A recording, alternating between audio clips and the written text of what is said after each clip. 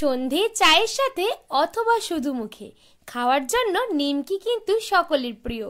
আর আজকে এই নিমকি বানানোর পুরো রেসিপিটা তোমাদের সঙ্গে শেয়ার করব।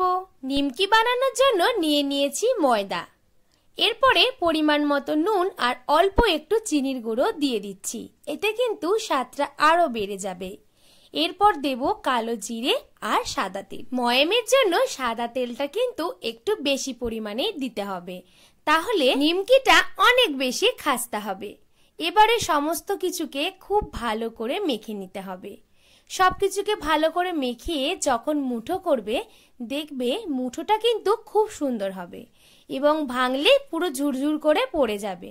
তখন বুঝতে হবে যে তোমার ময়াম দেওয়াটা একেবারে ঠিক আছে।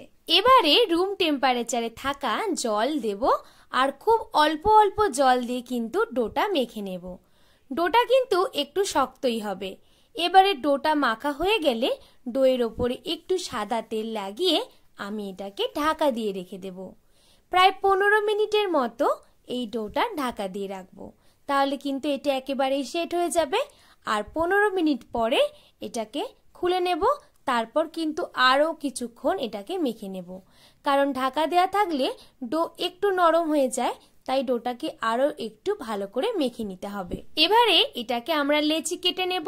এখানে আমার 3টে লেচি হয়েছে। তো এইবারে এই লেচিটা নিয়ে আমি যেভাবে রুটি বেলি সেভাবেই বেলে দেব। তোমাদের যদি প্রয়োজন হয় শুকনো ময়দা এখানে ব্যবহার করতে পারো, কিন্তু আমার এখানে শুকনো ময়দা একটুও লাগেনি, কারণ এখানে এতটা পরিমাণেই তেল দিয়ে ময়ামটা দেয়া হয়েছিল, যার জন্য কিন্তু এমনি বেলা হয়ে যাচ্ছিল। এইবারে আমি একটা ছুরির সাহায্যে বরফি আকারে কেটে নেব। তোমরা চাইলে পিৎজা কাটার দিয়েও কিন্তু এইটা কেটে নিতে পারো। আমি এখানে বরফির আকার দিয়ে কেটে নিয়েছি, কারণ নিমকি সাধারণত বরফি আকারেরই হয়।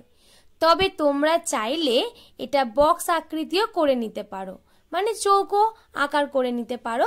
তোমাদের যেটা সুবিধা সেই অনুযায়ী কিন্তু তোমাদের পছন্দ মতো তোমরা এখানে শেপ দিয়ে নিতে পারো। তো আমি কিন্তু এইভাবে নিমকির আকার দিয়ে নিলাম। এইভাবে আমি যে 3টে লেচি কেটে রেখেছিলাম, 3টে লেচি কিন্তু বেলে নিয়ে এইভাবে নিমকির আকারগুলো দিয়ে নেব।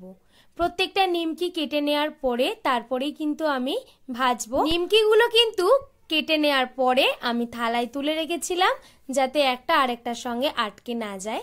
তবে যদি একটু জড়িয়েও যায়, ভয় পাওয়ার কিছু নেই, কারণ কড়াতে যখন গরম তেলের ওপরে ছাড়বে সমস্তগুলো কিন্তু ছেড়ে যাবে। তো আমি এখানে সাদা তেল গরম করে নিয়েছিলাম, তারপরে কিন্তু লো হিটে রেখে সময় দিয়ে কিন্তু ভেজে নিতে হবে। মনে রাখতে হবে কখনোই কিন্তু এটা হাই ফ্লেমে ভাজা যাবে না, তাহলে উপর থেকে পুড়ে যাবে আর ভিতরটা কিন্তু কাঁচা থেকে যাবে। এইভাবে ভেজে নিলেই কিন্তু নিমকি একেবারেই রেডি হয়ে যাবে। বাজার থেকে কিনে আনার আর কোনো প্রয়োজন নেই। ভিডিওটা ভালো লাগলে লাইক, কমেন্ট, শেয়ার করে দিও।